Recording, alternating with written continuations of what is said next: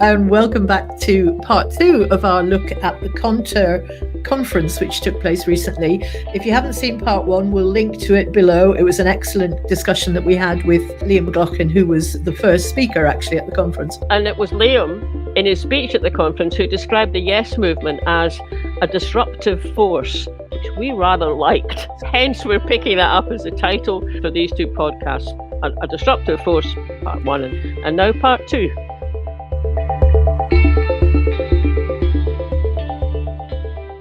So what we're going to do is pick up some clips from some of the speakers from the conference.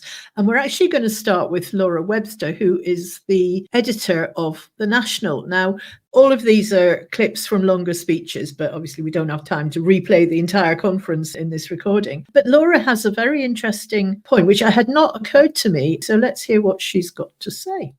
I would argue that the pandemic didn't only provide a temporary boost to an already fairly popular First Minister's favourability ratings. The events that led to that record polling had another impact. In informing the public about devolution, it resulted in people no longer buying into SNP narratives about being unable to fight the Westminster establishment. It showed people that the party had real power, and in doing so changed the perceptions among the public for good. The pandemic undoubtedly opened people's eyes to the workings of devolution more than any previous crisis or news event ever had. The electorate had to hear 2 lots of public health messaging all the time and interpret which information was meant for them. So working as a reporter and an editor before, during and after COVID, I can tell you that nothing made people go onto news websites like the pandemic did. And newsrooms across Scotland that may have otherwise completely ignored decisions made by the Scottish Government were suddenly like, oh, okay, people want to hear about this. And it would become a quite lucrative opportunity for them. So every single Scottish Government update brought in huge spikes in traffic. And in doing this, this created an environment where people's understandings of government changed. One senior Scottish Government advisor I spoke to about this recently said that when you say the government to Scottish people now, they typically think of Holyrood. You might think that they were happy about this, but they did not think that this was a good thing. They would much rather people think government Westminster. So what at first was a welcome platform to the SNP inevitably became a heightened media environment in which all decisions made in Scotland came with a heightened scrutiny, and with that, a more critical public. Post-2021, the electorate understood the separation of powers better than ever. The SNP were no longer scrappy upstarts, they were firmly the establishment. We are now in an environment where the Scottish Government's budgets are followed more closely, and more austerity is certainly coming. Of course, this is linked to Westminster, but many think tanks and campaigners are gaining traction for pointing out that ideas like a land tax or council tax reform could make a serious difference. The electorate does not understand why Holyrood ministers are not taking these ideas and running with them, and this is only reinforcing the idea of the SNP as faraway government figures. It is without a doubt a very different time to 2014. There's so many interesting things in there, isn't there? Yeah, I thought that was such a good little bit of analysis there. I mean, even just picking up from the difference that started to make in the COVID, because I mean, I remember that, you'd get Nicola on every day. And then maybe, I don't know, a few times a week, if that, Boris Johnson would be on. And the comparison between him and her was just staggering. I'm sure I'm not the only person who has friends and family down in England. They tuned in to BBC Scotland to listen to Scottish updates because just obviously more reliable, more fact-based, evidence-based than what you'd get out of Boris Johnson's mouth. So that doesn't kind of surprise me. But I also did start to notice that after Nicola Sturgeon had done the update and then some of her scientific advisors had said a few things, then you'd get questions from the press. And I definitely remember the occasions when someone would come on and you just knew if it was about COVID at all, they were going to be having a dig at the Scottish Government. And that started to happen, I think, once we got a bit into it and people did realise just what high quality, information was being provided. I mean, not all of it from Nicola herself, but her mannerism, I think, helped a lot for people to pick up on that. So I thought that was a really good bit of analysis. Yeah, I mean, the other one that struck me just when she was saying it, and coming from apparently a senior SNP official, we don't know who, but I have heard the point that people, when they say the government, people in Scotland mean Holyrood. And I've always thought, well, surely that's a positive thing, because that means people are associating Holyrood with the important things to do with the day-to-day aspects of our life. And Westminster is much more of a distant irrelevance, actually, in a lot of ways. But the fact that the SNP, or a person in the SNP, should think that that was a bad thing, and they'd rather people thought of the government as Westminster because then they could blame them for everything, just seems an extremely bizarre kind of attitude. Oh, that's interesting. I picked that up completely the other way around. I thought she was meaning that was a comment from a unionist, from a Westminster spokesperson. Oh, okay, right. She said it was an SNP one. And, you know, the fact that the SNP has or had become the establishment, you can kind of see where some of the current woes almost stem from that, because you've now got people who are looking at the establishment going, well, we don't like that, we don't like that, we don't like that. They are no longer the movement that was fighting for independence or the opposition or... Yeah, not that it's fair that they should be that. If you are in government, you're in government, and there are responsibilities that come with that. So that was the first clip. That got us going, didn't it? That certainly got us going, yeah. Let's go to Jim Sillars, who was involved from the very, very early days. And he did quite a long speech. This is obviously only a section of it, but we thought he spoke a lot of sense here. Although we've had catastrophic SNP performance, we're still at 45% in the opinion polls and sometimes touching 50. Now, the reason I am optimistic is that the terms of debate between 2014 and now have changed dramatically. Remember the case. 2014, you're too poor. You've got to stay under the umbrella of the great, big, powerful United Kingdom economy. That is no longer a viable argument in the unionist side. The United Kingdom is a poor country pretending to be rich. Go and look at its budget deficit. Go and look at its national debt rising exponentially. It's food bank Britain in which nothing works. We've got to be able to turn the tables on the unionists. And bear this in mind, if we're going to go from 45 to 55, we've got to win unionist votes. No point going up to somebody and saying, look, you traitorous bastard, and then saying, by the way, we would like to talk to you about independence. Our approach to the unionist section of our community, that's our target, has got to be what you believed in 2014 no longer applies. Look at it. We've got to explain that the British state is a misnomer. It's always been the English state with Scottish and Welsh appendages. It couldn't be any different. You know, even with the best will in the world, it couldn't be any different. England was always going to be the major bloc that dictated policy. And we've got to say to them, look at the state of that state. Look at the pillars of that state. Parliament, no longer held in high regard. In fact, they've got to pass so many internal laws because people don't trust the MPs to act as honourable gentlemen and ladies. The justice system. Right, they can't even keep folk who should be in prison in prison. The justice system is not working.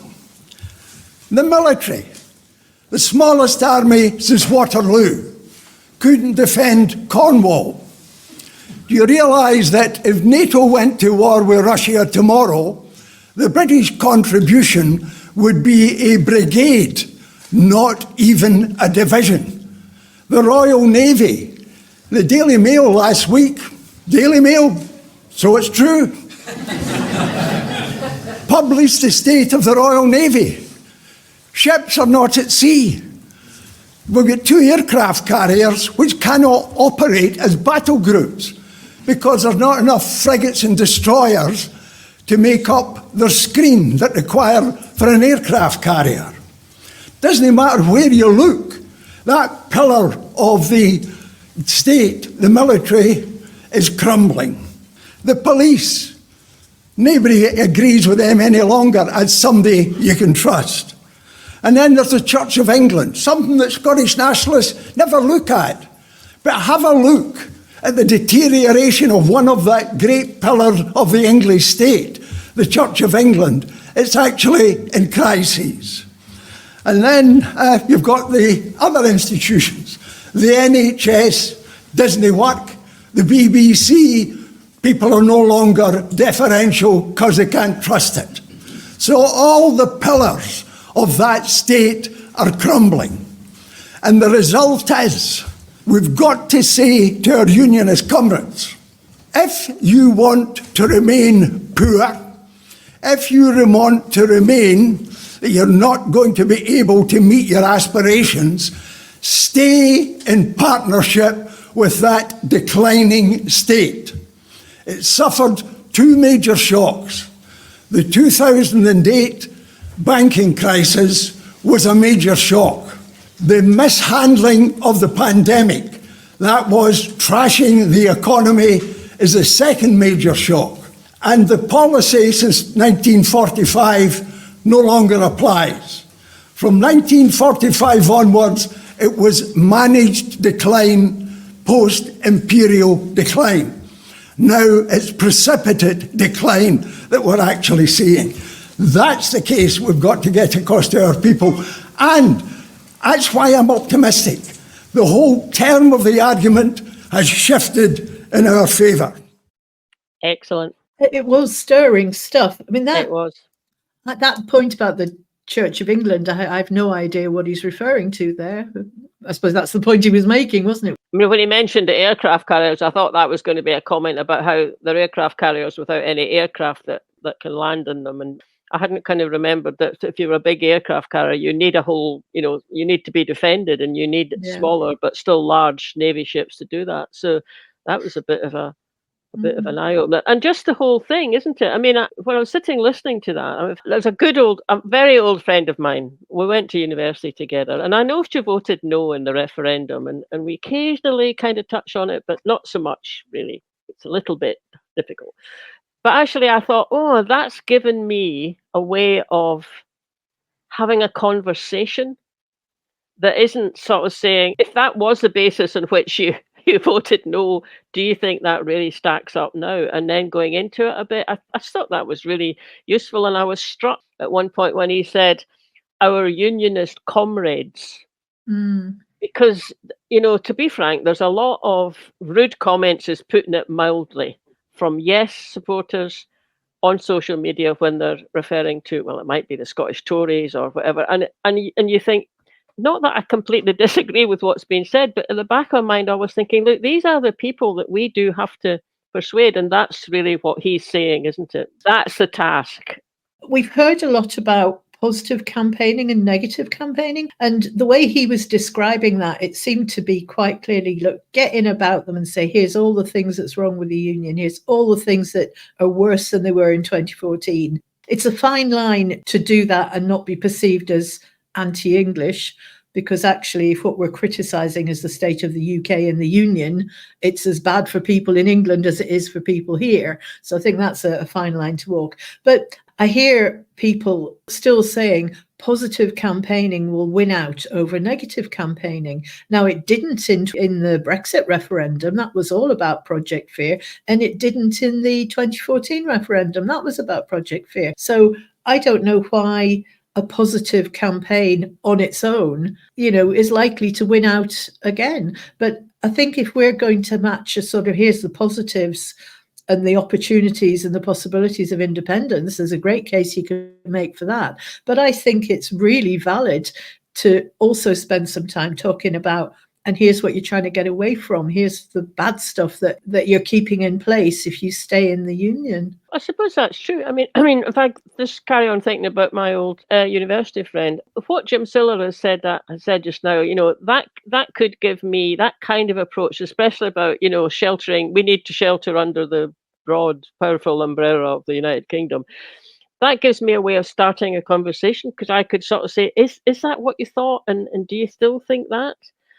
So, and could make some of the points that he's just made, but I don't think that's enough. I mean, and I don't think Jim Sillars would say that that's enough. You've still got to be able to make the positive argument for what we could do if we were in charge of our own finances. So that's the other part. That's the flip side of the coin, isn't it? But Yeah. I thought what he does is he just gives a very, straightforward, common sense way of opening the door on that. Well, you can let us know how you get on with that conversation. Yes. I might even, she wouldn't come on. I could ask her on, but I don't think she'd come on. Well, that would be cool. Who's next? Gerry Hassan, another great thinker of our age. The limits of nationalism is something we see the world over. The story of our nationalism is different from all other nationalisms.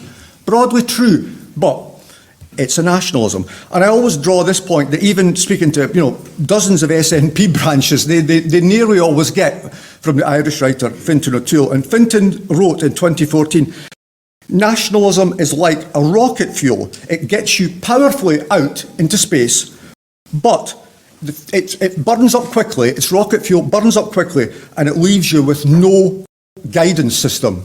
And that's true of Ireland, it's true of Scotland, it's true of everywhere. Why would we be exceptional on that? And I think the future of our politics this is where I have some disagreement with some of the panel, but it is about post-social democracy, because why is our centrist social democracy like, the end game?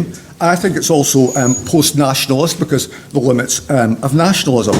And I think we have to talk about the big ideas and not falling for a miserablism of the left or the right, while accepting the huge challenges we face. Not buying the myths of Scotland. Scotland's not this, celebrated collective democracy. We've barely begun that story. And I also think, again, avoiding the scattergun term, again, maybe controversial, neoliberalism all the time. Not everything we dislike is neoliberalism. Some things are, some things aren't. So we need to address the big issues. That involves heavy lifting, 10 years after, on talking about the economy, talking about democracy, talking about interdependence, talking about a futures literacy. There's a future gap in independence. The SNP just said, trust us, we'll create the future for you after independence. The future's always here, living, breathing, to be nurtured.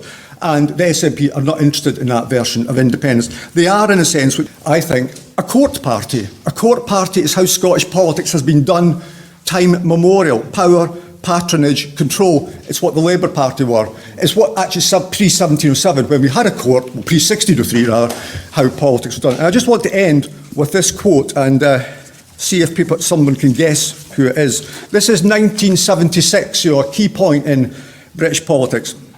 And this is strategy, and apologies for the gender language of this, strategy matters, policies matter.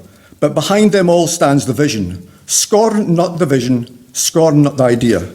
Mao said that power grows from the barrel of a gun. A gun is certainly powerful, but who controls the man with the gun? A man with an idea. Anybody know who that was? Gordon Brown. Sorry? It was Keith Joseph talking about nascent Thatcherism. So my concluding thought to you is, know your allies and know your enemies. Well, that was a very swift, energetic delivery. I'm not sure if I got left really quite knowing what he was saying. What did you take from that? I liked the analogy about the rocket fuel and nationalism. And this business about, our nationalism is better than yours. We do that. We do that all the time, don't we? Ours is proper civic nationalism and not the kind of racist kind you get in other places.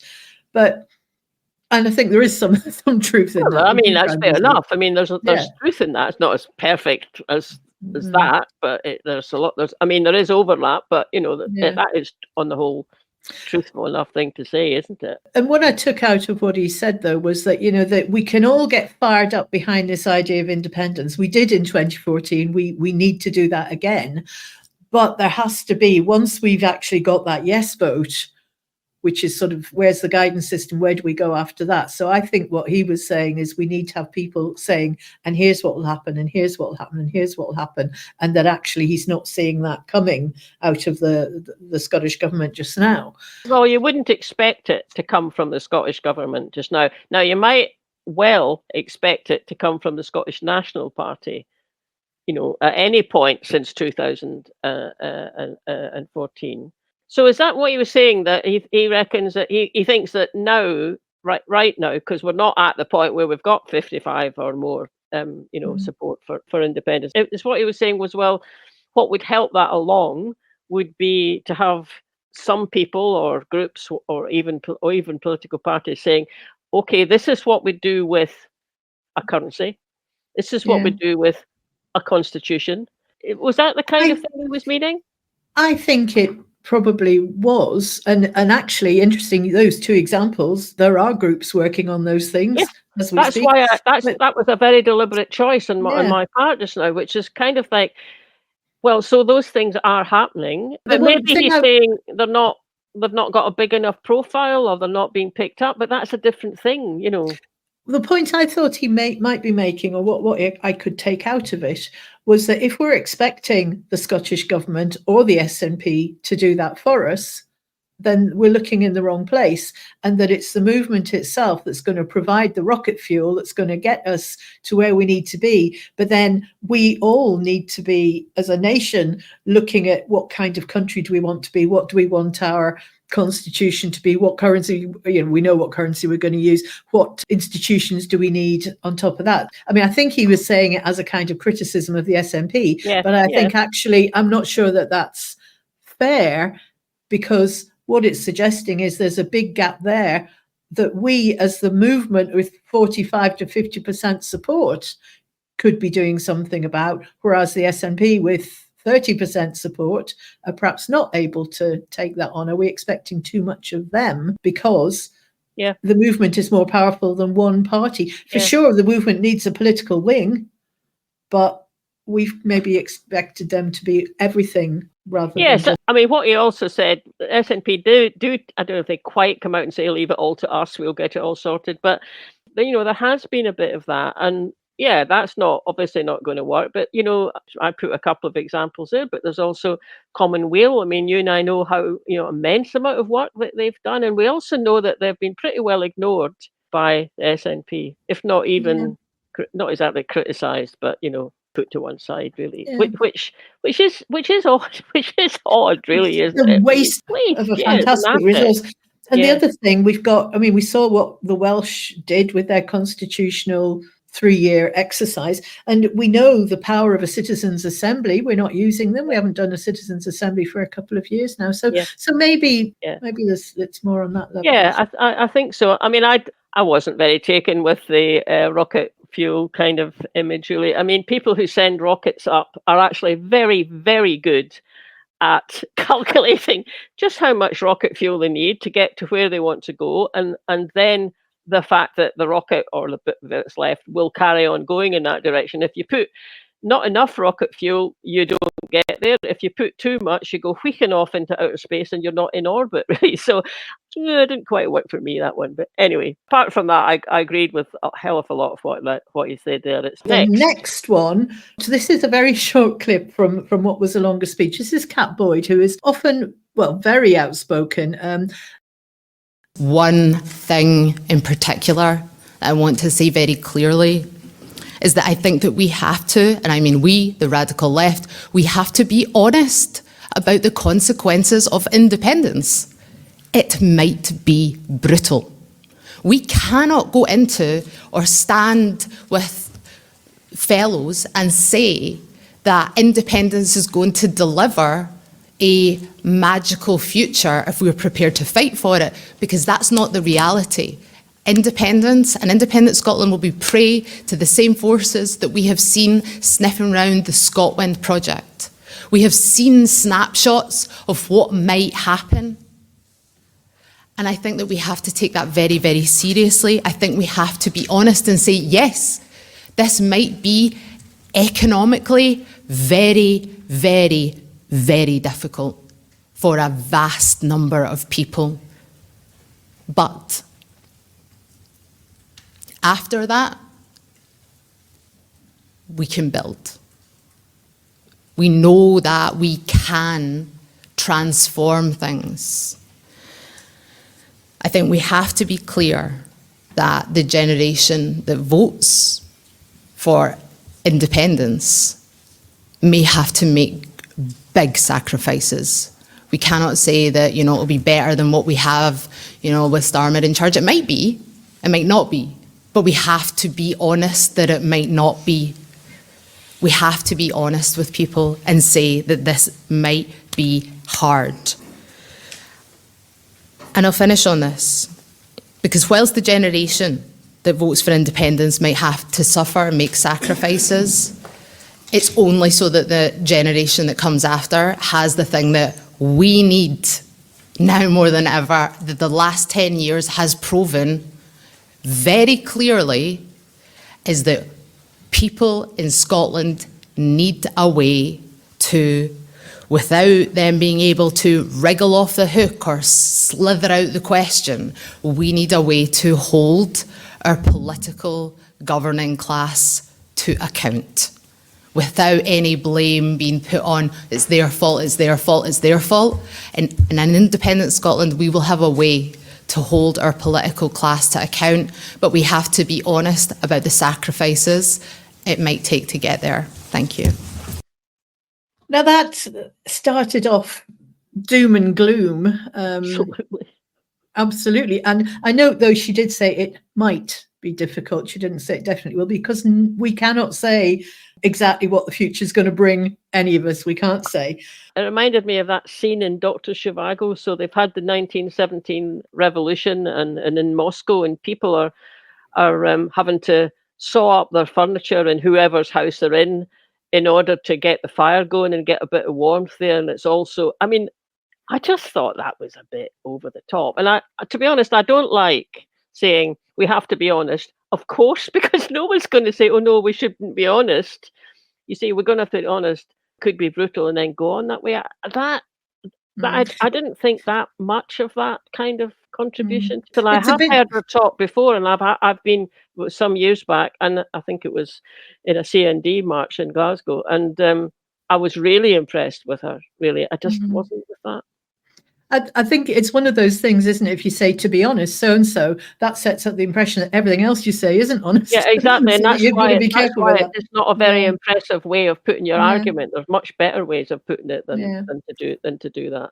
But what I did like about that, though, I have heard people, whether they're unionists or whether they were just not quite persuaded people, saying, I want to hear about what it's going to be like. Are we in for 10 years of austerity? What is it? What is going to happen? Don't give us all this rainbows and poppies. Now, I don't think we do give them rainbows and poppies, but I have heard that argument put. And I think it's a fair point. We often hear people saying, well, this will be better with independence and this will be better with independence. And I'm sure it will.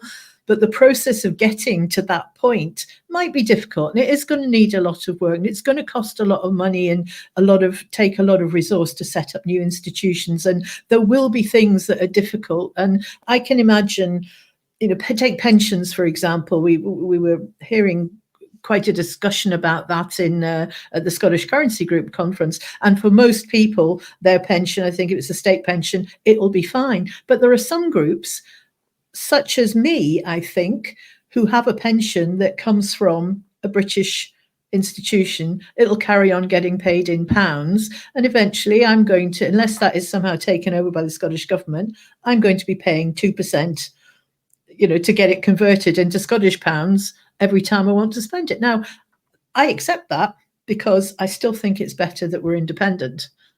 But that's a reality that actually, is it not better just spelling out what these things are and dealing with them? And the point that she made there about big sacrifices are going to have to be made. When she said that, I thought, well, if you think back to what our ancestors did, lining up to fight behind Wallace and dying in the Battle of Falkirk and all these things, any sacrifices we have to make are not going to be on the scale that they had to do. They were prepared to. Exactly. You know.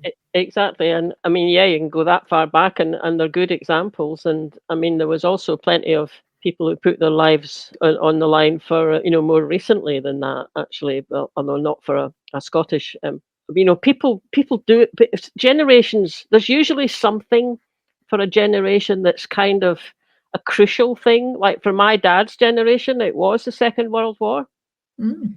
For our generation, it really should be climate change, and we're not making much of a fist of it, really. In Scotland, maybe, it'll be becoming independent, and we haven't done that job well enough either. I don't know. I mean, I didn't really think very much of that contribution. Okay, well, let's see if you like this one anyway. Sorry, un point. Well, this Independence Live had some technical issues, so they only had 8 minutes of this conversation, but it was quite an interesting 8 minutes. It is Jonathan Shafi and Alyn Smith, and they're talking about the EU, and Jonathan is very much from his perception, his ideology, and Alyn Smith is very much pragmatic. And actually, this was something when we were speaking to somebody at the Believe in Scotland rally, the Holyrood rally. She had actually been at this event, and this was the one talk that had really fired her up. It's a shame we don't have it all, but let's listen to what we have. I am not going to spend the next 10 years, where most people have agreed here there's not going to be a referendum, going around the place arguing for a fantasy yes vote, which we don't have access to, on the basis of complete acquiescence to the institutions, which in my opinion are a problem. The European Union is not democratic, and it's going through its own crisis. Look what's happening just now.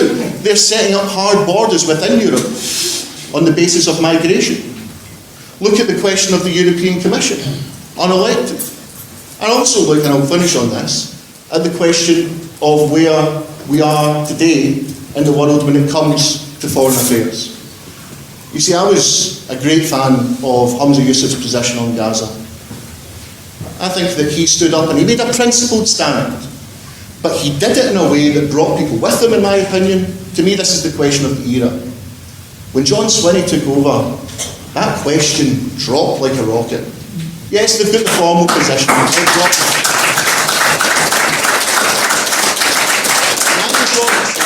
And Angus Robertson has a private meeting with an Israeli diplomat, apparently to transmit the need for a ceasefire. Well, we can't even see the minutes of that meeting, which tells you probably quite a lot. And the issue here is, it's just another example, constant acquiescence to the prevailing order. My answer to this would be this. If that's what you want to do, join Starmer's Labour Party. If that's what you want to do, a mainstream party that doesn't rock the boat, that doesn't deliver domestically, that doesn't take on the central confrontations involved in setting up this so-called independent state, just join the Labour Party or some other similar organisation, the Lib Dems. That's how serious the situation is, I think, for the independence movement. And unless we get real about these big issues, we're going to continue to prolong the post-2014 era, which in my opinion has come to a firm end, requiring new thinking, new strategies, and as I say, a real introspection about what independence actually means. Unless it's meaningful, it's pointless.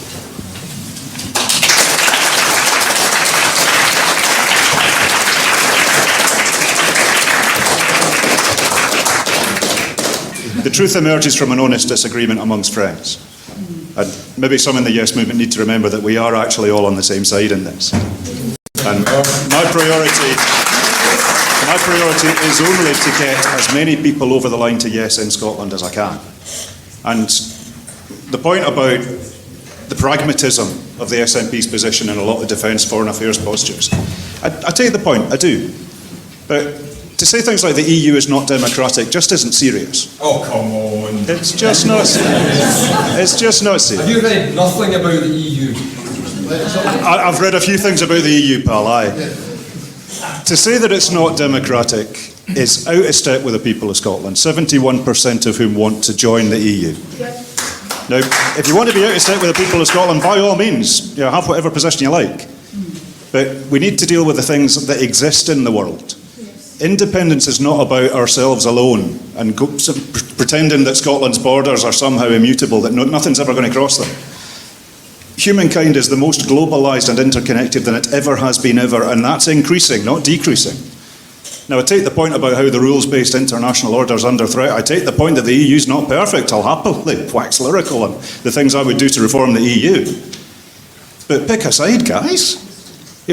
By telling the people of Scotland that the whole global system's broken and we should somehow withdraw from it, which is all I'm hearing today, is not going to get anybody over the line to actually get stuck in and be an independent voice within those frameworks for change. Now, we've heard a lot about NATO. Most NATO states are non-nuclear. A number of NATO states are very progressively pushing against nuclear weapons. Now, I take the point that nuclear stuff is integral to NATO's position. But the EU is evolving really fast on defence and PESCO type issues already as well. So my standpoint is always that I want to see Scotland join things, not pretend they don't apply to us. And that's how I think we're going to get the people of Scotland, which is, remember, the people we need to persuade, over the line for yes. And then it's up to the people of Scotland to decide what they want to do with that. And if they want to withdraw from the EU in their wisdom, I'll be on the other side of that discussion. But if the people of Scotland in a proper referendum decide to leave, well, yeah, fine, I will go along with that. If the people of Scotland want to be a republic, well, I will go along with that as well. And this is a point for the British state.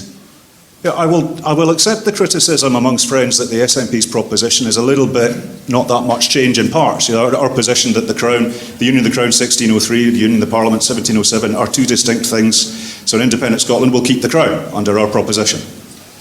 Now that's pretty controversial within SNP circles, but I think again that gets the people of Scotland over the line. And if the people of Scotland then decide they want to be a republic, there's republics I admire like Ireland and Iceland, there's monarchies I admire like Norway and Sweden.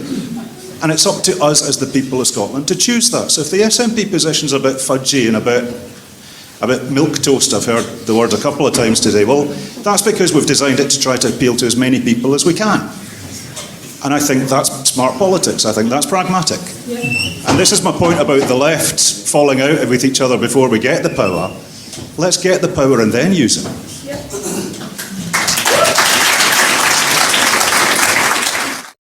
I always like listening to Alyn Smith. He's so good. Yes, I can go along with what Alyn was saying, that because it's a pragmatic approach. It's kind of how I tend to approach things, really. But there you go.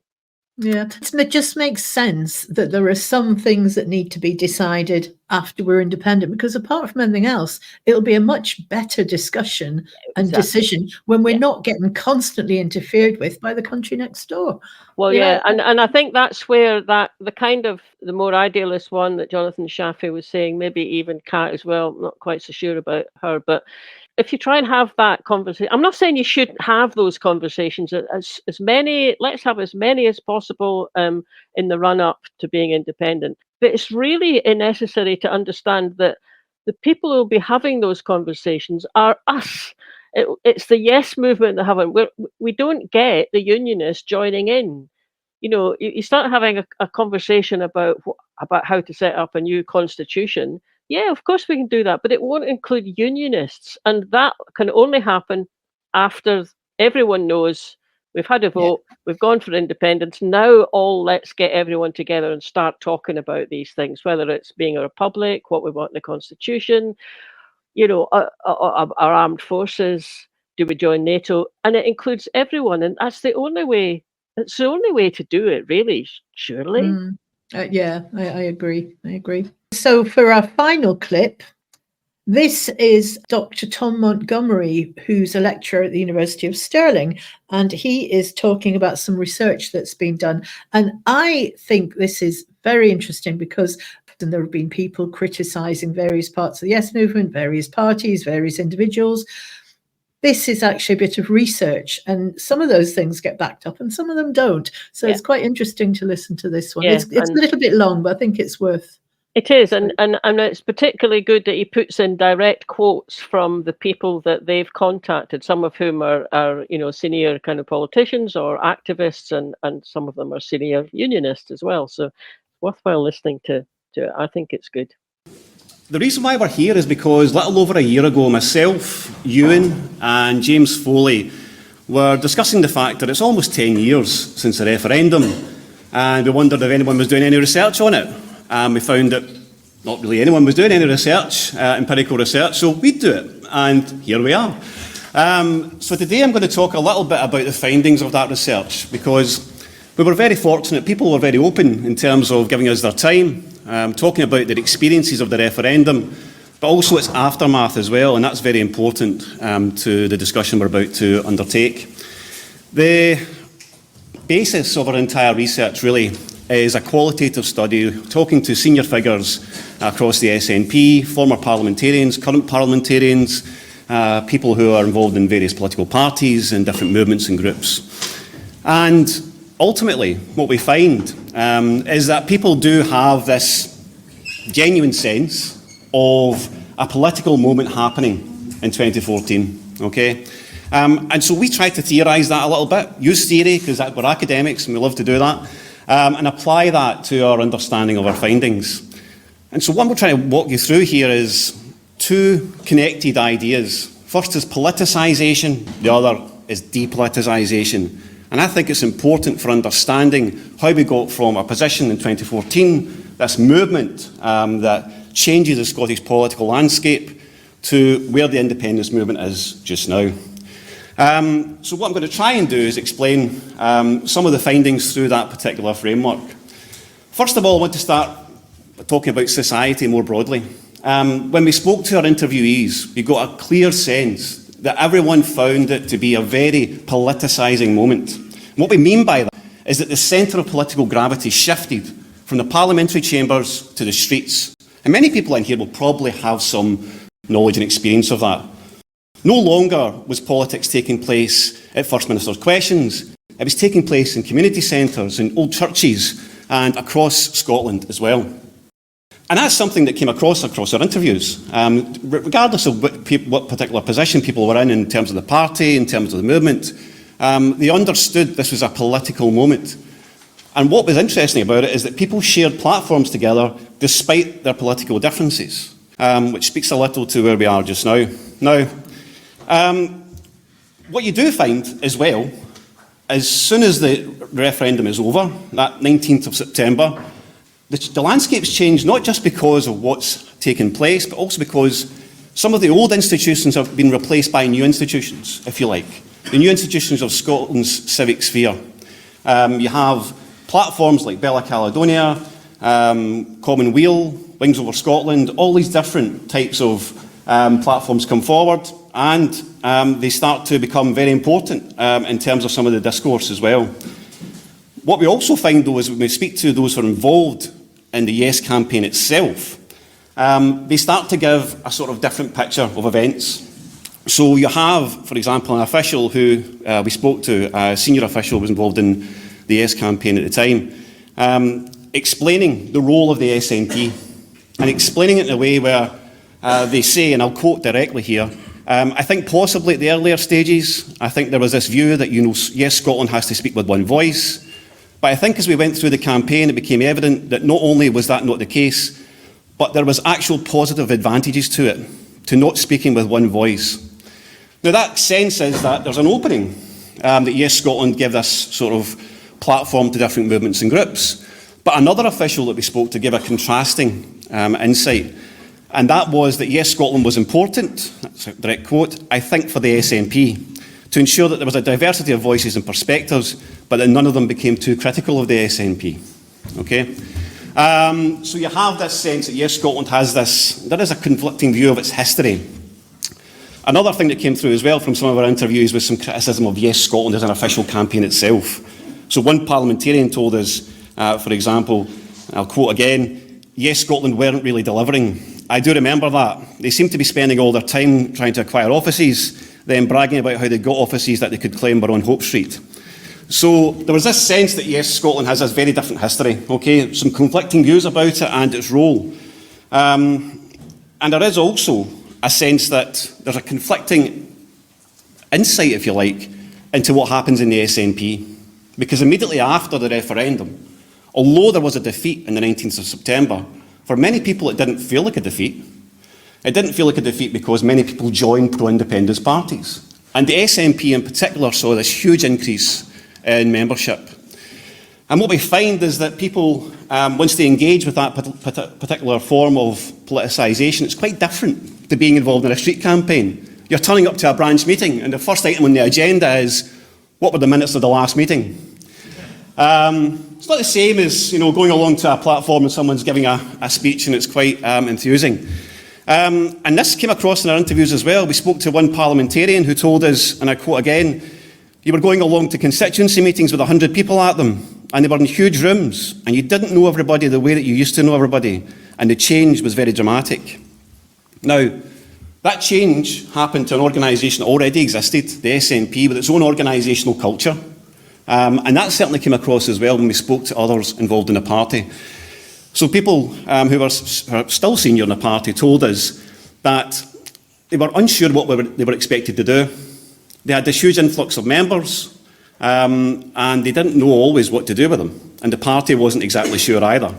I'll give you a quote just now from another parliamentarian who told us, to be honest, and I'll quote again, I mean, the influx of members after the 2014 referendum, they joined a thing that existed. And it would be a strange thing for us to do that thing where we say, welcome, come and tell us what we're doing wrong. We had an existing structure that was tried and tested, and all political parties organise themselves in this way. Now, the other thing that came across from some of our interviewees was that sense of many people joining, many dozens of people turning up to branch meetings that never happened before, but this being seen as a threat to the control and the management of the party. Okay? So one interviewee told us the leadership was completely at sea, and that's when something happens. They're frightened of this army of volunteers and supporters. They don't know how to cope with it because it's a threat, because it's in danger of shifting the focus of the party away from an electoral machine. And so it's partly fear. It's partly fear of a loss of control. And that's when we see this sort of idea of depoliticisation really play out. From this movement that's on the streets, moving towards political parties, becoming involved in all that sort of electoral dynamics. And that's very different to being involved in a movement. And the party itself is trying to cope with this. And its instinctive reaction is control, manage, rather than perhaps open. And many people would tell us that any organisation would have struggled with that sort of number joining, but certainly there were lessons to be learned from that experience. The SNP is in government.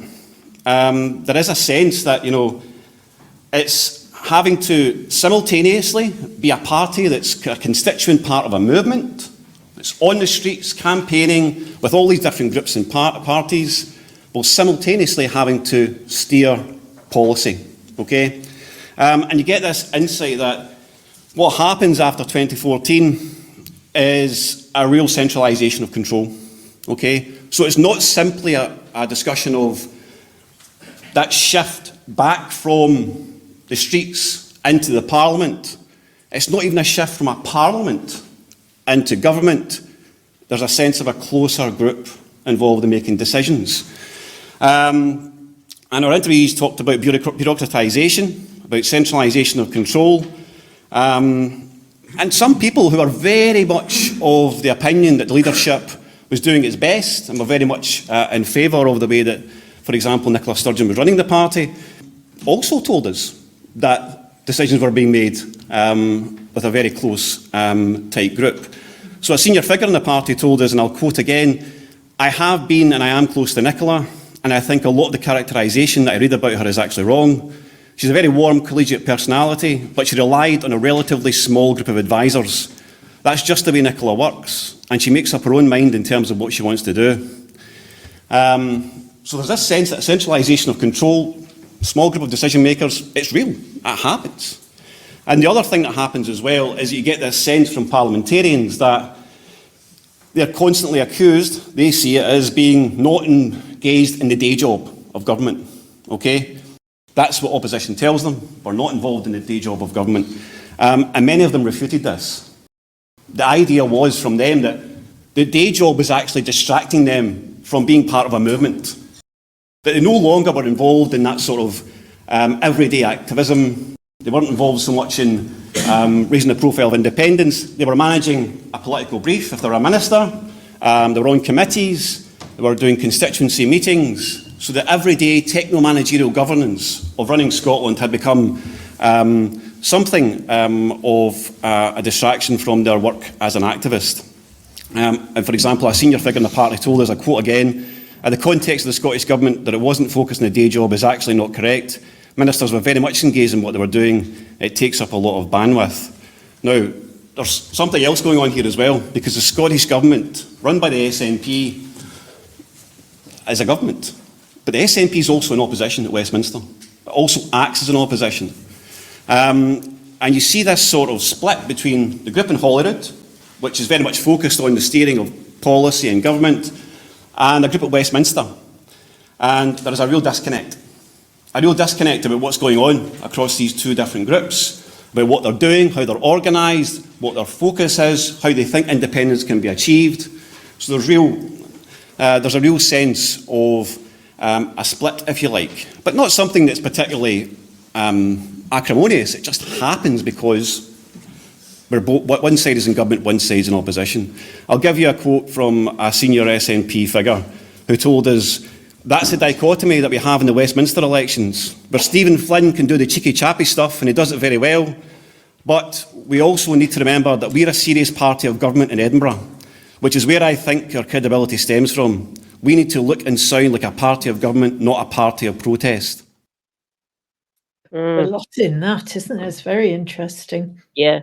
What was your main take from that? I mean, I have heard that before from people who were around in 2014, that the first branch meeting after the vote, there was like 100 people turned up in Alloa and they had no idea what to do with them.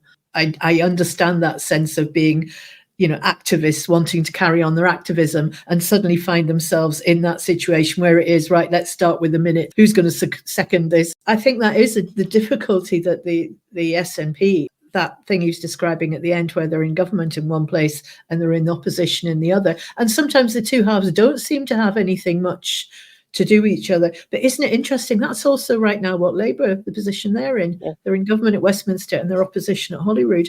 And we can see there, looking at them, that the two sides don't necessarily match up. And you've got Sarwar offering to protect Scotland against his own party in Westminster.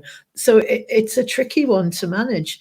I thought, listening to that, I just thought some of the criticism of individuals was perhaps a bit, that we've heard earlier in the conference, was a bit unfair, because that's a very difficult situation to actually manage. Yeah, indeed. I mean, the other thing, talking about the Labour Party being in a somewhat similar situation now, and they were also in that situation where their membership just burgeoned. I mean, round about when Corbyn was standing for leader and having that kind of, big effect on people because he's such a good orator. They must have had to cope with that. I mean, their membership went up immensely around about times. The other thing just that occurred to me, just that when he was saying the bit at the end that you've referred to about down in Westminster, their opposition. The thing also is that a lot of the people who were elected as MPs in 2015 were themselves activists. Mm-hmm. They had whatever jobs they had. I mean, there might have been a QC in Edinburgh. They might have been a cancer surgeon down in Ayrshire, that they'd got involved, during the referendum campaign and then end up, standing for Westminster and getting in. And that in themselves means there must have been a very different group of MPs and how they might have wanted to go about things down there compared to the people who were already in Holyrood, who were obviously activists at some point in their life. You would be if you're pro-independence, but who might have been in more run-of-the-mill kind of party politics for decades in some cases. So, I'm thinking, down south, I'm thinking about people like Joanna Cherry or Philippa Whitford. So that's all I just thought that was just good, food for thought. And yeah, as you say, I thought listening to Tom there that, yeah, those quotes and that research that they did, it refutes some of the more glib kind of criticisms that come out, but also some of the more thoughtful criticisms that come out. But it also backs up others. So really good contribution, I think. Yeah, I mean, it shines a light on what is the essential difficulty that the SNP have, which is they are in government in Scotland. So there's so many drains on your energy that come along with that. That bit about the day job I thought was really interesting. Yeah, and bandwidth, just bandwidth. Yeah. You have so much to do that you haven't got much extra unused bandwidth for other things. And that kind of rang a bell. Yeah, and when you think of Humza Yousaf when he appointed a Minister for Independence, I thought, well, actually, that you can see why that would be a logical step to take. Well, nobody else has got time to do it. Let's make it his job. You can see the sort of logic behind that. The fact that it then didn't necessarily result in anything. You couldn't have one minister replicating an entire movement. It just isn't going to happen. So I don't know what the answer is. I think possibly we need to go back to getting the movement to step up and not expecting the SNP, particularly the government, to be all things to us. We need to get that movement more self-sufficient again, maybe. Yeah. I mean, it would have been obvious as it being we and I have been talking here that I certainly wasn't agreeing with some of the things were said. But actually, what Liam said to us when we were talking to him, and he said it in his speech, was what's just important is you get people who do not agree with one another in the same room talking to each other. And there was more than one person said that during the day. And that's why I think that event was just really, really, really good one. And thanks to Conter for, getting it together in the way that they did. They had some really good speakers there, and a lot of things to think about came from that. Yeah, some energy. And thanks also to our friends over at Independence Live for giving us the material, because we've been able to share it with you. So I hope you found that as interesting as we did. There is some of the material is available on Independence Live if you want to see a bit more of the speeches than we've been able to cover. But it just shows independence, any idea that independence is dead? No. Definitely not. Great. And thanks for listening, everybody. If you'd like to watch the video version of this podcast, you'll find it on our YouTube channel. And we'll put the link to the discussion we had with Liam McLaughlan and his opening speech at that conference in the notes. We'll be back again next week with another podcast. Bye now.